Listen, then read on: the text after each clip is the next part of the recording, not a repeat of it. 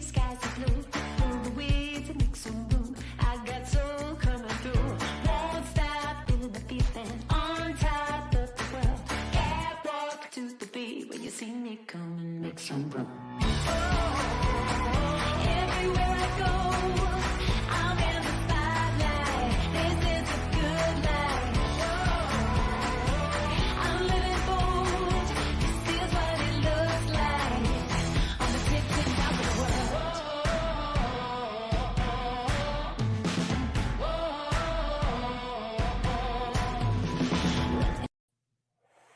The FMC released their final report for Fact Finding 29, and I'm going to break it down for you.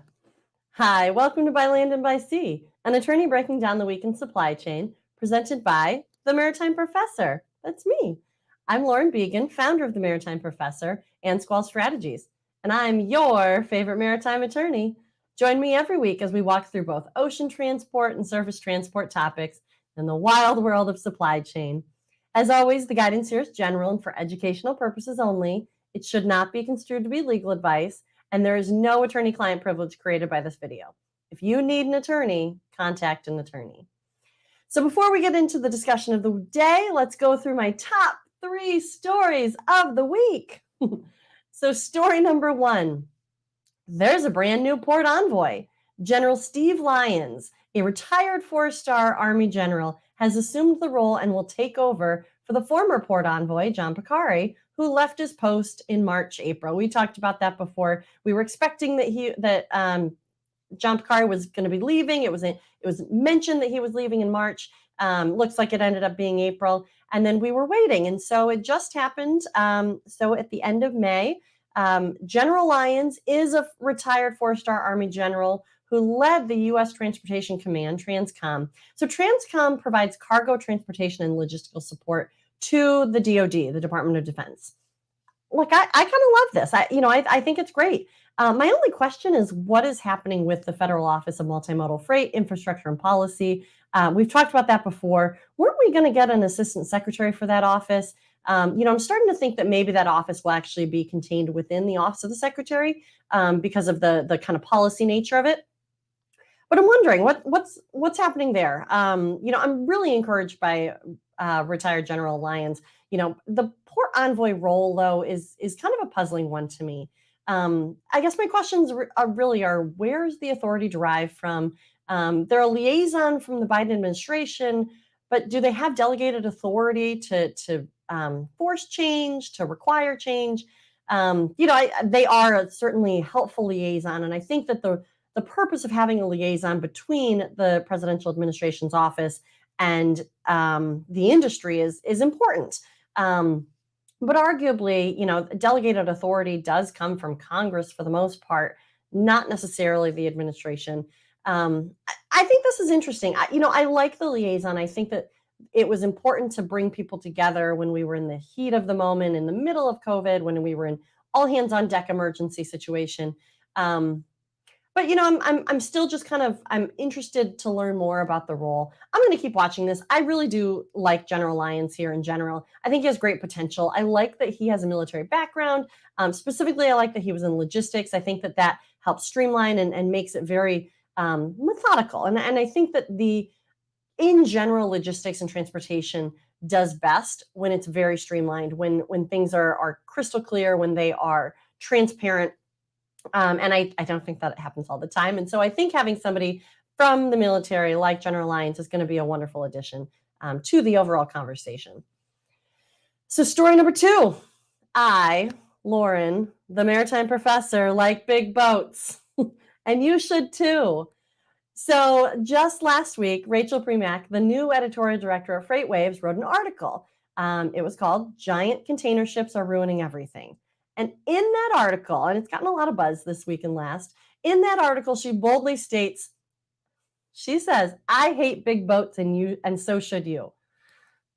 I disagree. Look, I'm always happy when people are talking about ocean shipping, just in general, as a blanket statement, good, bad. But when ocean shipping is being talked about, that means that it's in the forefront. That means that things are going to happen, that people are talking about problems, solutions. It's being talked about because for so long it was such a sleeper industry, not actually asleep, but something that flew below the radar, something that people didn't really pay attention to. And so whenever ocean shipping is in the news, I'm happy. So two things here. I like big boats. Look, I think they're modern marvels. And to me, they're kind of similar to the idea of planes in the wonder aspect of like, how does that even work? How can a boat that size even stay afloat? Right? And two, the second part is alliances aren't cartels. So Rachel talks about the alliances being essentially cartels, saying the cartel that no one noticed. I was on Drive Time this week during FreightWaves Radio with Grace Sharkey. Great program. It's on every day from 5 to 7. It's on SiriusXM Road Dog Trucking Channel 146. And she asked me for my hot take on the industry. My hot take is just that. Alliances aren't cartels. And this was supported by the FMC's Fact Finding 29 that we'll get into a little bit later. But, as I've talked about on this show, there's 3 alliances and they compete with one another. So no single alliance has more than 20 to 30% market share. That's kind of the generally accepted market share limit. So all of the alliances together make up 80% of the market, but there's 3 alliances and each one doesn't make up more than at most 30% market share. And at the core, in the history of alliances, we've talked about this on By Land and by Sea when we covered alliances. If you missed it, feel free to run over to the YouTube page. All of my old shows live on my YouTube page, By Land and by Sea. But we talked about alliances were created to help the shipper have better ocean shipping options. Port alliances are similar, though less obvious than the alliance structure. But they were created because there weren't the same routes that people needed. And so in order to hop over to a different vessel, this vessel sharing idea came about. And so now the shipper, instead of having to book through 5 different companies, could just book through the one, knowing that they had different options, but they would kind of be code share. Similar, as we talked with Grace this week, similar to maybe code sharing for airlines, to kind of conceptualize that. You might not necessarily know which plane company owns the plane, but that you booked through, company X, and that's where you're getting to where you're going to. And you don't have to take a million different stopover airports, because that it's all code shared and you're going to get to where you need to go. The Ocean Shipping Alliances kind of did the same thing. And at the time, they were also a way to make sure that some of these smaller carriers weren't going out of business. We ended up seeing one carrier go out of business, and it had a big impact on the industry. This alliance shuffle, as we've talked about, was kind of trying to make sure, trying to mitigate some of those problems and bring together all of these large ships and sharing the capacity. I will say I do think that the Federal Maritime Commission needs better authority for the ability to halt, deny, conduct full periodic reviews of alliances. We've talked about that before on By Land and by Sea. That's something that OSRA, the Ocean Shipping Reform Act of 2021, 2022, really probably should have included a little bit more on. I think that port alliance agreements are filed and they have 45 days until they go into effect. And the FMC can't deny it. They don't have the ability to deny. If they'd like to stop an alliance agreement from happening, they have to file suit against it. And so I think maybe there should be some sort of a denial ability that the FMC has. I mean, what if an alliance agreement comes in and they say, we're an alliance and we're going to have 70% of market share? The FMC should be able to say, no, that's too much. But they don't. They would have to file a suit against that alliance agreement, and it becomes a little bit more cumbersome. I also think that they should have full periodic reviews that the FMC imposes. They're monitoring alliances. Don't worry, they are monitoring alliances. That is part of their purview. That is part of their authority. But they need to be able to have these every 5 years, every 1 year. The alliance agreements generally have these built in that they will be reviewed as an alliance. But the FMC should also have a full review where it's almost like a renewal, so that if maybe the market share has changed, that's when that can be addressed so that it doesn't slip between the cracks. Look, I think big boats have helped economy of scale, but to be fair, it's a good point that not all, and this is a point that Rachel made, it's a good point that not all, and really not many, ports can accommodate the largest of vessels. I don't actually agree, though, that ocean carriers should share the burden of infrastructure development as a blanket statement. However, ocean carriers run the risk of not having their vessels serviced and limiting their options of port of calls by maintaining and increasing the vessel sizing. That's an operational consideration for the ocean carriers. The more you pigeonhole yourself to just a few ports, the more likely you are to be at the mercy of congestion backups. And, I've said that before, that I think that we're going to see some diversification of ports of entry just to regain that control when congestion backups happen. Because to be at the mercy, to be part of the 150 vessels that are sitting outside of a port and have nowhere else to go because there's no cranes that are large enough, there's no infrastructure once the goods get off the vessel, you're limiting your options and you're at the mercy. And so previously it was you got a better rate. And once we saw the emergency situation happening of COVID, you weren't getting that better rate and you were losing your ability to have control over your goods. And so I predict that we're going to see a little bit more diversification of ports of entry, which means we're probably going to see a little bit more use of medium, maybe small, medium-sized vessels. Does that make big vessels bad? I don't think so. So then Rachel had a follow-up article yesterday. It was titled, How We All Paid for the Shipping Giant's $150 billion Windfall. And she had a guest, Olaf Merk, who works at the ITF, International Transport Forum, in the shipping division at the Organization for Economic Cooperation and Development. So that's OECD. So in this new article, Rachel and her guest, Olaf, talk about ports merging. And this is just one piece that they talked about, but I wanted to highlight this.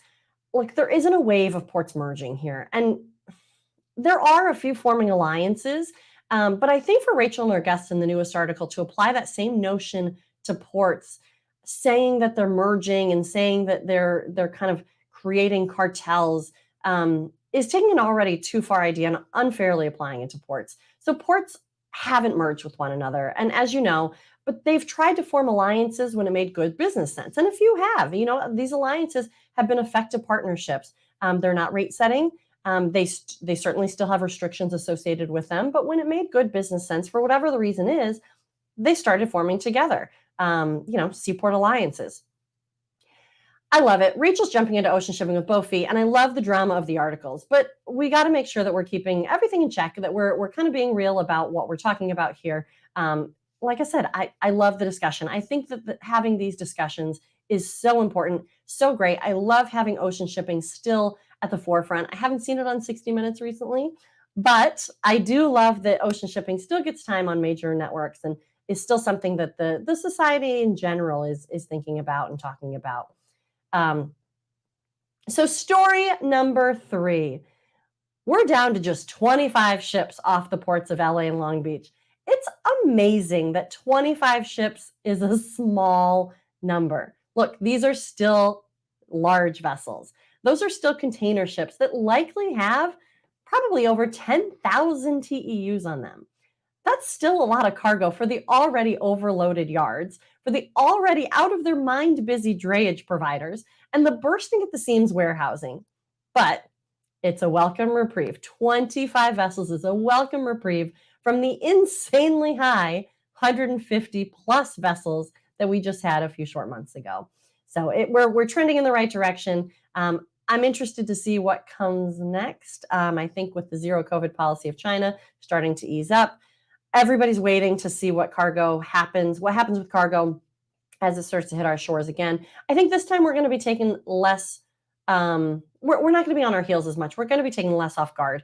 But, congestion is congestion, and big vessels coming all at us at the same time, that's still going to be tough to handle.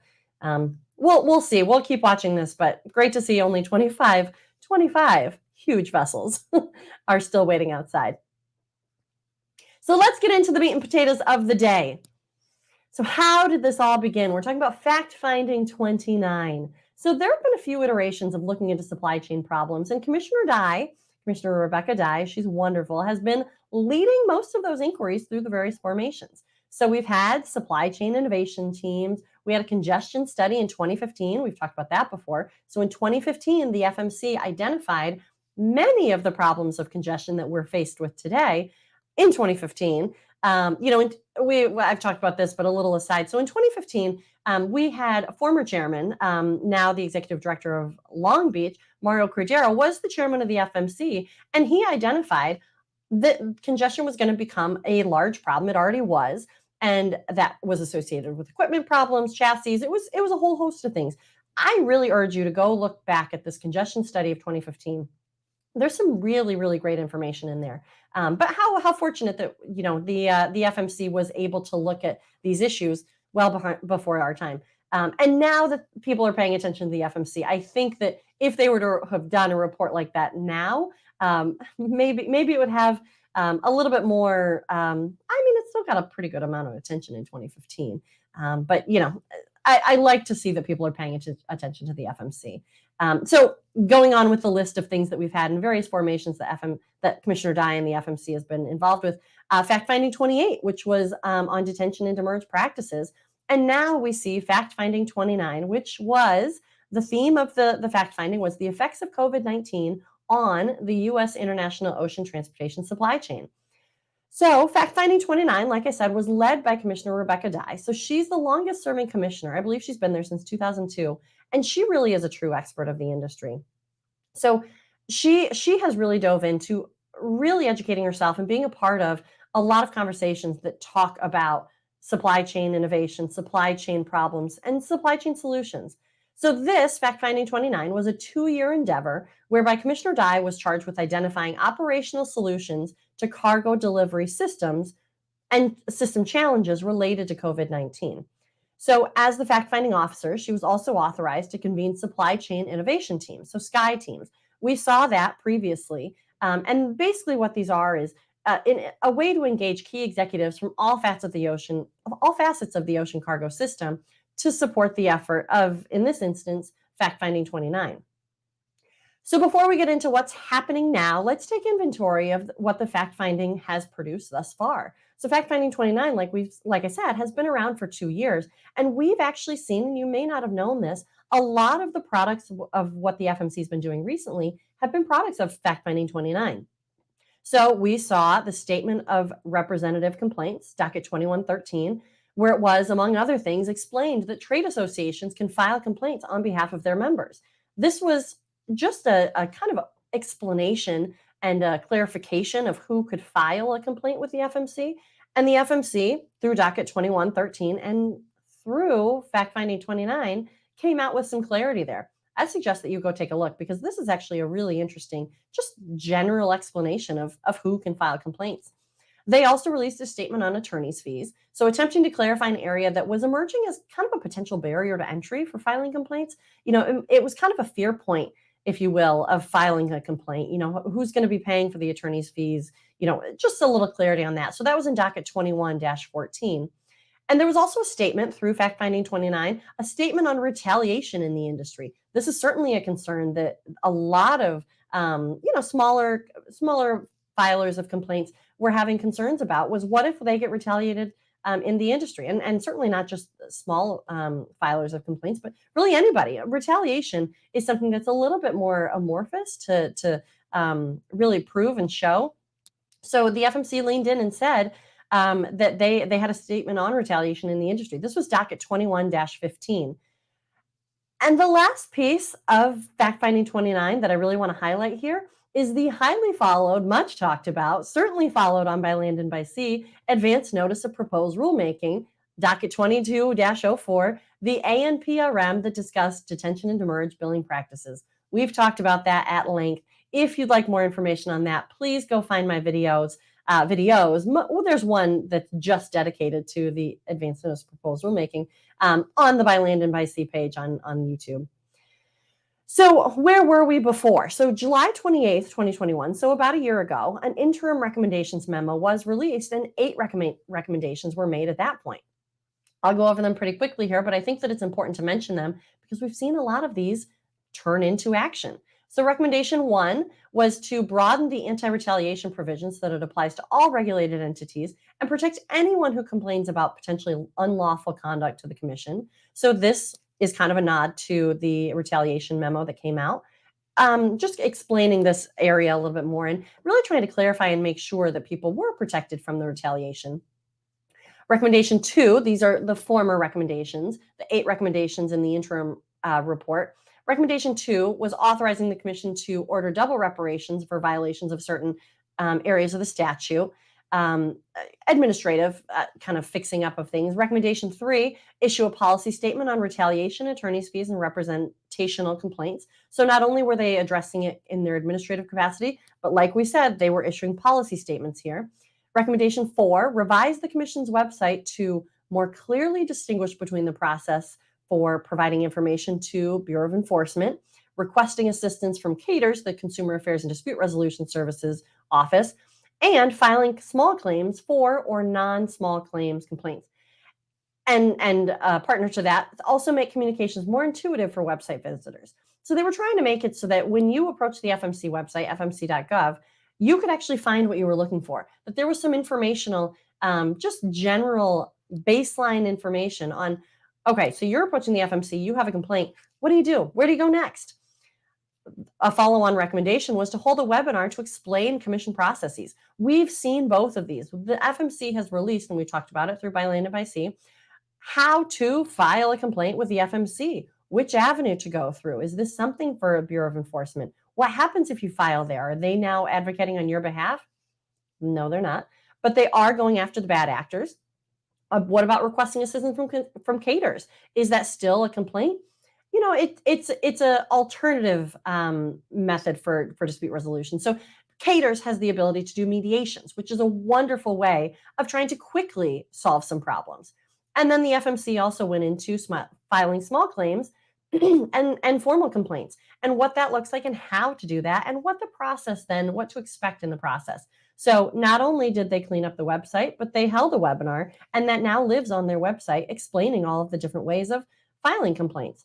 Listen, we're still in these are the recommendations previously made.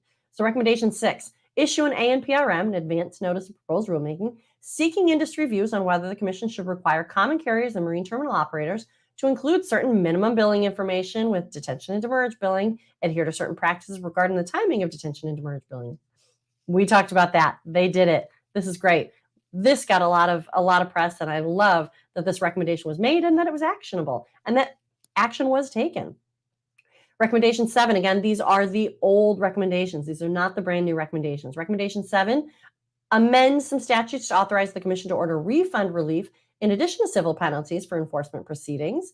And recommendation 8, designate an export expert in CATERS. Yes, an export expert in CATERS, Consumer Affairs and Dispute Resolution. That's been done. We have someone who is sitting over in CATERS who is the export expert. And just to talk about CATERS a little bit, CATERS really is the Consumer Affairs Division. And I can't stress that enough. Consumer Affairs, that should be your first stop. If you're afraid of contacting the federal government in general, Consumer Affairs and Dispute Resolution Services, CATERS of the FMC, is kind of your first stop, is your intake location, is where you go if you have just a general question, or if you have, if you really want to kind of start the conversation with the FMC, that's a great first stop. It's the Consumer Affairs Division. Look, when Commissioner Dye sets out to do something, you can bet she's going to get it done. Most of these recommendations, like we said, really have real action already taken on them. So now, excuse me, we have 12 new recommendations. So let's go through them, and I'll help explain kind of what's being proposed, maybe a little extra information. So Fact Finding 29's 12 new recommendations include 1, a new Commission International Ocean Shipping Supply Chain Program. And I should say before we get into all of this, some of these are being proposed as recommendations, and more information, more details, if they get picked up, which likely they will as action items. But if they get picked up, that's where we're going to learn a lot more about what this actually looks like. But I'll provide a little bit more just general understanding of what I anticipate it to look like, or what I interpret it to look like. So a new Commission International Ocean Shipping Supply Chain Program. So this would essentially be either a new initiative of the FMC, and they pull together some employees of the FMC, or this might even be kind of a division or a bureau of the FMC. This might be an office of the FMC, the International Ocean Shipping Supply Chain Program. I would be super encouraged if this turned into an office similar to CATERS, and the offices can change based on the chairman of the FMC. They can propose and realign, and their org structure, their org chart can modify and move around, based on the needs that they see of the industry. And so an international ocean shipping supply chain program, I think that sounds cool. I mean, they should have a supply chain area. I mean, arguably the entire place is a supply chain. But they're ocean shipping, their ocean cargo movement. So having this international ocean shipping supply chain program really kind of creates more of a purpose and what am I trying to say here? More of an intention. They set the intention that now the international ocean shipping will include perhaps a little bit further in of the supply chain. We're only on recommendation number 2. Let's get scooting. So recommendation number 2, a rulemaking to provide coherence and clarity on empty container return practices. Look, these issues are not new, and in the FMC's final rule on detention and demurrage, the Commission stated that when detention is imposed, but it does not serve incentivizing purposes, that's likely to be found unreasonable. And so they want to dive a little bit further into empty container return practices. They want a rulemaking, which is a great idea, and hopefully we will go through an advance notice proposed rulemaking again, where they pose the question to the society, to all their constituents, anybody, really the public, and you have an opportunity then to file your comments. That's what we saw with docket 22-04, the detention demurrage advance notice proposed rulemaking. Now maybe we'll see a similar one, coherence and clarity on empty container return practices. I love it. Following on to that, recommendation number 3, a rulemaking to provide coherence and clarity on earliest return date practices. I mean, these are two hot topics right now, right? Empty container return practices and earliest return date practices. Rulemakings that are going to really dive into these issues, I think, are going to be great. Whether it stays administrative, like the D&D, like the detention demurrage, advanced notice proposed rulemaking rule that we've talked about, I think that's okay. As long as we start to create some structure, some guidelines, some guardrails, the FMC is not going to be too heavy-handed, because I think that they like to stay in the world of providing guardrails and not necessarily staying in the world of ruling from the bench necessarily. I say that as kind of an overstatement. They like to let the market be the market, but they need to provide some guardrails to make sure that people aren't taking too much advantage. And in this instance, if they do rulemakings for earliest return date and empty container return, and they keep it based on administrative practices, I think even that first starting point will clean it up.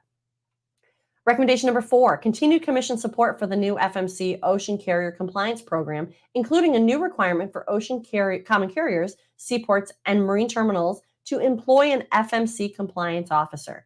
So this would be a new regulatory requirement of having all ocean carriers and MTOs designate a Commission compliance officer who then reports directly to the CEO. They'd like to see across the board not only people understanding more about the FMC regulations and what is required of those individual stakeholders, but they want to make sure that each one has somebody who's dedicated to doing that. That can be the liaison to the FMC then. And hopefully the intention is that it's just going to clean up the whole process. Not only now you have these experts in every port, every MTO, every ocean carrier company, but you also have somebody who the FMC can call if they're having problems, who already can speak about what's happening. So if you don't have somebody who is FMC versed, I would say, start building that in. That's never a bad idea. Especially if you have tariffs, these are just areas that are important that you kind of make sure. These are just areas that you make sure are kind of covered, that you have FMC regulatory compliance covered. So rulemaking, recommendation number 5, an FMC outreach initiative to provide more information to the shipping public about FMC competition enforcement, service contracts, forecasting, and shippers associations, among other topics.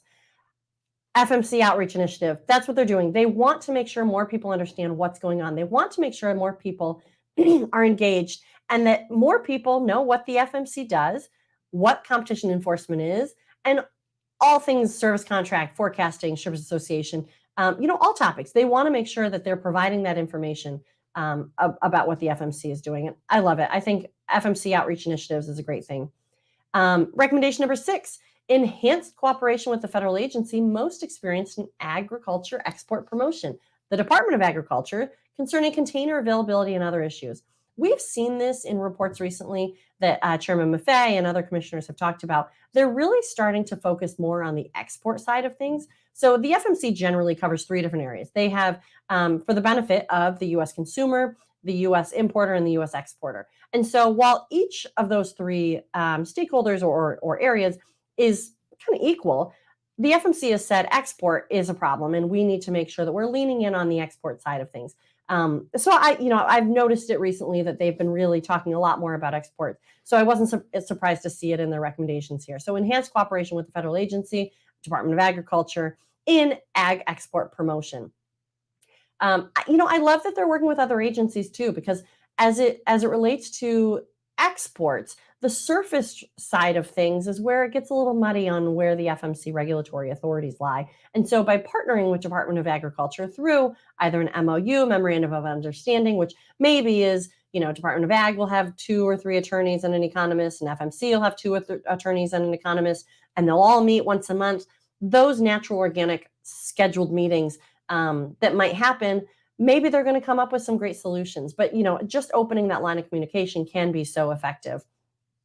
So recommendation number 7, a commission investigation into practices relating to the numerous charges assessed by ocean common carriers and seaports and marine terminals through tariffs. So a commission investigation into practices relating to the numerous charges. This report, and I'm going to talk about this in a little bit, this report in general, this fact-finding final report, has gotten a little bit of bad press, saying that they said basically alliances didn't have any bad acting, or that alliances didn't have competition problems. Look, they're not necessarily saying that. They're kind of saying what I've said previously, in that alliances are not cartels. Alliances are still competing with one another, and alliances generally still only have about 20 to 30% market share. So how can something that only has 20 to 30% market share be, and they're not allowed to talk about rates, be a cartel? Okay, sure. The numerous charges, the high rates of charges, the increased amount, the over 100 or over 1,000% increase, these are all troublesome. And the FMC is saying through this recommendation that they're going to start investigating that.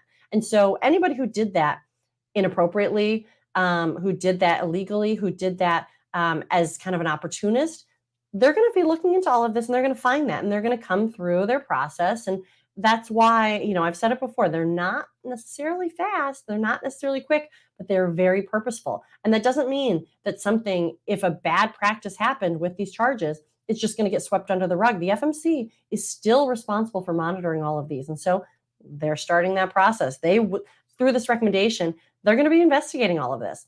I think this is great. I think this is certainly something that we should be looking at. Recommendation number 8, a rulemaking to provide coherence and clarity on merchant haulage and carrier haulage. So this is a push for a more clear definition, or really one at all, for merchant haulage and carrier haulage. Lots of stakeholders, the FMC said, were expressing frustration over a lack of clarity here. I think that's great. Anytime that stakeholders are saying we need more clarity, I think it's great that the FMC is going to lean in and say, we agree, let's try to define this area.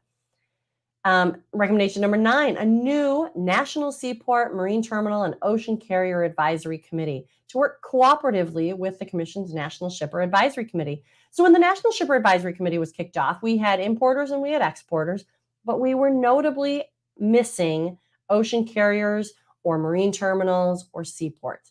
And Commissioner Dye, at the kickoff to the National Shipper Advisory Committee, said that she wanted to see ports involved. She wanted to see the ocean community involved with the landside discussion and the shipper discussion. I wasn't surprised to see this enter into these recommendation lists. I think this is going to be great. I think seaports, marine terminals, ocean carriers should be part of these discussions. And I love that they'll be working alongside, maybe not always with, because I think it's important for importers and exporters to have their own separate discussions. But I think that these are great advisory committees that the FMC has been standing up. Recommendation number 10, you with me? We're going to 12. 10, a revival of the Export Rapid Response Team program as agreed by all Ocean Carrier Alliance CEOs. So rapid response teams, RRTs, have been used in CATERs before, Consumer Affairs and Dispute Resolution of FMC, and provide a prompt solution for emergency commercial disputes between exporters and ocean carriers. But the success of the program really depends on carrier CEO level participation. The FMC noted that the participation has diminished of the CEOs through the years, but this is a call for a revival of that participation. They want to see the CEO level of the carriers now re-engaged, and they want to create an export rapid response team, export, where they can engage those Ocean Carrier Alliance CEOs. Recommendation number 11, an FMC supply chain innovation team's engagement to discuss blank sailing coordination and information availability. I think this is important because if you start blanking too much, at what point do you now move out of the liner service, the predictable, the scheduled service, and now you become a tramp vessel, one that isn't subject to or enjoys the FMC antitrust protections.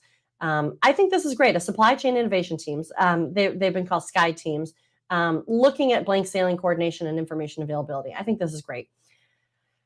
We're here. Recommendation number 12, a reinvigorated focus on the extreme supply chain equipment dislocations in Memphis railheads, other rail facilities, and other facilities around the country. Now, this one, Grace brought this up when I was talking to her on her show Drive Time on SiriusXM this week. This one is interesting. Memphis. Why is the FMC talking about Memphis? So Memphis, being a major rail hub, is being identified as needing major attention here. This recommendation recommends a reinvigorated focus with the Surface Transportation Board. So again, we're seeing, even though Memphis, FMC does ocean cargo movement. However, Memphis is being called by not only through this recommendation and the stakeholders that talked about Memphis, but now the FM and also through the National Shipping Advisory Committee. So the FMC is answering that call, and they're saying that they're going to work with the Surface Transportation Board. So the Surface Transportation Board is essentially a sister agency of the FMC. It's an independent regulatory agency for essentially rail, surface transport, but rail. So to work on the critical equipment dislocations in Memphis and in other rail facilities around the country. So it's not just Memphis. They call out Memphis, but they also talk about other rail facilities around the country. And they mention that the situation is identified as having deteriorated.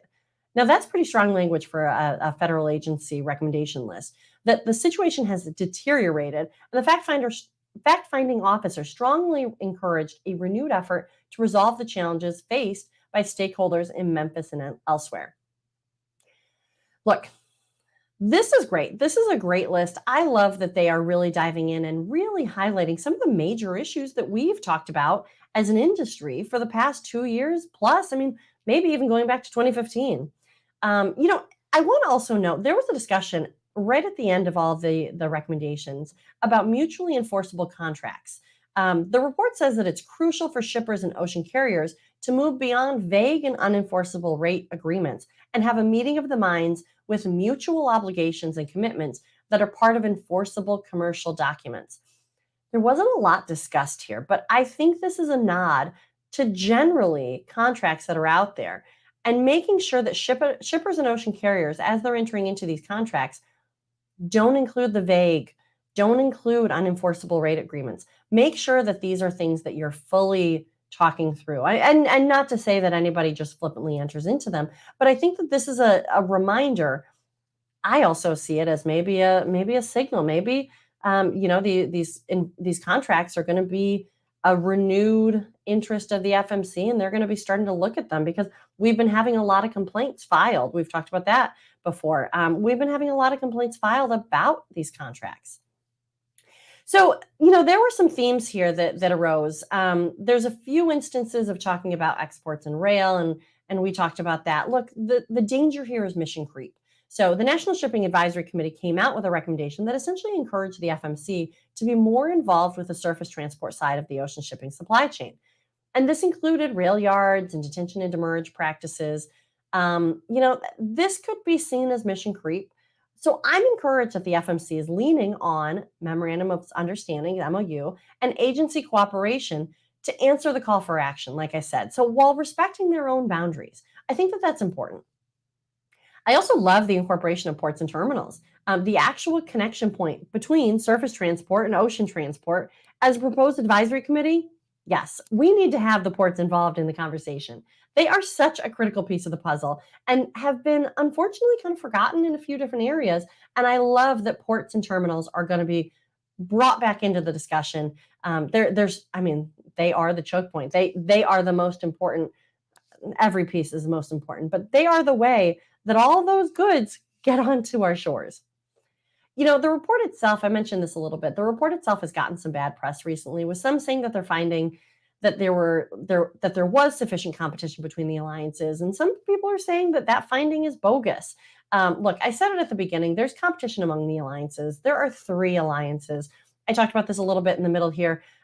20 to 30% is mostly what each one of those alliances had. Collectively, they're 80%, but collectively, they don't work as a collection. These 3 alliances don't work all 3 together. They are 3 independent competing alliances. And I think that that's important to remember here. It makes a really great soundbite to call the alliances cartels, but they just aren't. I think that the FMC does need more regulatory authority because, like I said, what if they were to pop up to 45, 60% of market share? What happens then? They start filing suit against the alliance agreement. But there's got to be a little bit more. There's probably enforcement action that can happen then. But they need to be able to disband the alliance if they get too big. I think that those are fair points, but I just don't think alliances are cartels. Look, I'm encouraged here. I think this is all great. They've really identified the major themes that the industry has been desperately asking for help with. And look, these are recommendations. They're not yet solutions. It's kind of like, okay, so what happens next? They've identified it. By identifying them in a clear way, that's the first step. Now we get to work. And as we've seen Commissioner Dye before through the 8 recommendations previously, I'm encouraged. Commissioner Dye gets to work. And like I said before, she gets it done.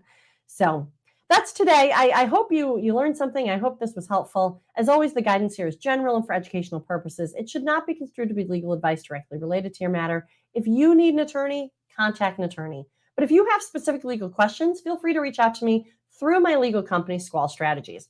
Otherwise, for the non-legal questions, for e-learning, for general information, industry information and insights, come find me at the Maritime Professor.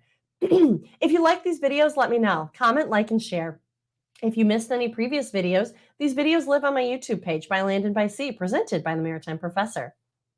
And while you're at it, check out our website, themaritimprofessor.com. So until next week, this is Lauren Beagen, the Maritime Professor, and you've just listened to By Land and by Sea. See you next time.